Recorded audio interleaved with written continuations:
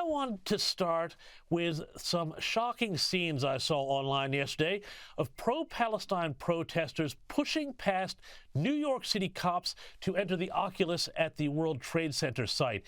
Now, the video shows protesters entering the building, waving Palestinian flags, chanting before finally being forced out. Kelly, what did you make of these scenes? I would think that of all the places pro-Palestine demonstrators would not or should not go, it would be the site of the World Trade Center attack. That's exactly right, James. And I'm trying not to laugh because it is laughable that they would stage a protest there. But it's deadly serious what happened to the thousands of people murdered there. And it's deadly serious what they're doing. Honestly, been so many protests here in New York since October 7th, 2023, when, of course, Hamas massacred thousands of Israelis and took many hostage, including Americans. And, you know, it actually has gotten a little bit back to normal. But of course, once school starts up again, things always get a little crazy. And lately they've a little crazier. And, you know, they were holding up traffic at one point. You know, my own building, you know, I work at the New York Post, and we also have in that building the Wall Street Journal and Fox News Channel. We have regular protests outside. Luckily, there hasn't been anything dangerous or, you know, too scary happen. But, you know, when you have thousands of people outside your building and, you know, trying to get in, they actually took over the lobby at one point. It is a little frightening because these people think that violence is the answer. That's what they think the answer to Israel's existence is violence. When they say resistance, which they were starting to say, by the way, before Israel even did anything to respond to those heinous attacks on October 7th. They were already cheering those attacks and saying, well, this is because the Palestinian people have been treated so poorly for so long. They thought that murdering civilians and little babies, as we know, was the answer. And of course it's not. And so it's always shocking to see so much of that in New York City. I have to say, you know, there's anti-Semitism in America, but you don't expect to see so much of it, and especially in New York City, which is, you know, the world's home to Jewish people in America. Well, yeah, I mean, look, we had the exact same thing here in Sydney, Kelly, and it was absolutely shocking to all of us. But, you know, speaking of, you mentioned school going back, one of the big stories at the moment is Columbia University. Now, Columbia University, of course, has a $14 billion U.S. endowment, but they also get hundreds of millions of dollars from the federal taxpayer. It seems that they're now going to start to accede to some of the Trump administration's demands about cracking down on these crazy protests. But you have also broken a story about U.S. former Secretary of State Mike Pompeo accepting an appointment at Columbia to teach a course on diplomacy. How is that going down? Because I would think Mike Pompeo and Columbia would be pretty chalk and cheese.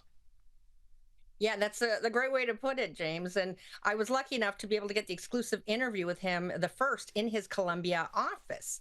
And yeah, you know, it's actually impressive to me that Columbia has brought him on, and he's part of the School of International and Public Affairs Institute of Global Politics.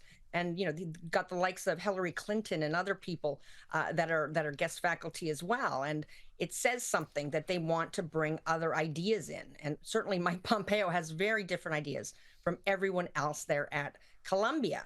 And, you know, he actually admits, you know, his own words, the school has shortcomings when it comes to maintaining appropriate order.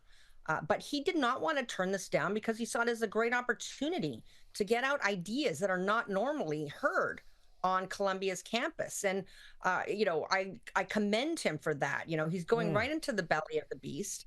And I think it's great. You know, another person had been considering teaching at Columbia for a semester, and that's Deborah Lipstadt, who was President Biden's anti-Semitism czar or envoy. She decided not to, and she actually wrote saying she would not be a prop or a fig leaf.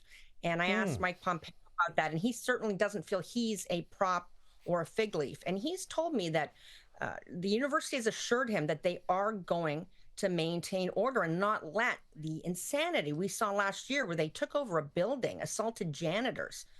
We remember, yeah.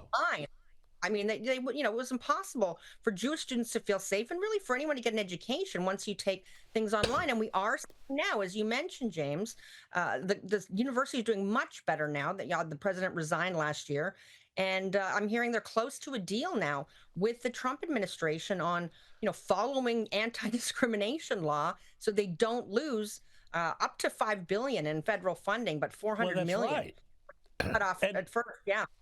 And I mean, it's important to remember, too, at Columbia, things have gotten so bad that the Biden administration has started their own action. So this wasn't just a Trump thing. This has been going on for a long, long time. Finally, though, just your quick thoughts, since we're on this topic of schools.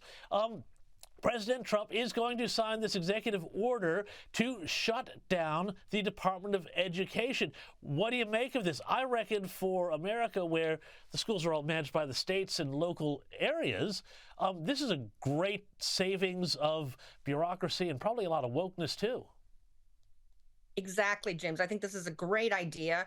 And the fact that, people like Randy Weingarten, who's head of one of the largest teachers union and was one of the people that really pushed to keep kids out of school during COVID, really ruining their educations. The fact that she and other liberals are freaking out about it just shows you what a great idea it is. Of course, there's the Department of Education is nowhere mentioned in the Constitution. It's not supposed to be under federal control. Education is supposed to be at the state level, at the local level. And we all know that things do better when they're decentralized. It's this heavy bureaucracy that's not needed. And you've got, federal bureaucrats telling schools, what policies they should have, what they should be teaching. And, it's fine when you've got a good government in power, but so often in Washington, we have a bad one. So I think it's a great idea. And I'll be honest, I never thought this would happen, that they would move towards this, but Trump is serious, and he's signing that order. And I can't wait to see this money saved and how much better I think education will get for American kids. Absolutely. Absolutely. Kelly Jane Torrance, thank you so much for joining me. You can read her stuff in the New York Post. She is absolutely fantastic.